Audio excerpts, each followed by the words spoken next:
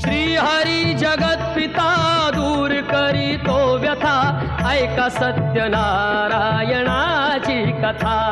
ही ऐका सत्यनारायणाची कथा, ही ऐका सत्यनारायणाची कथा। उल्कामुख राजा होता महाथोर, तयाची पत्नी होती सुंदर। नदी किनारी एकदा त्यांनी घातली महापूजा दोघांनी। आली एक नौका त्याच मार्गानी, नाव भरलेली पूर्ण द्रव्यानी। होती व्यापारी साधू बाण्याची, रीत पाहण्यास आला पूजनाची। उल्कामुख त्यास बोले ऐकावे, व्रत नारायणाचे आचरावे।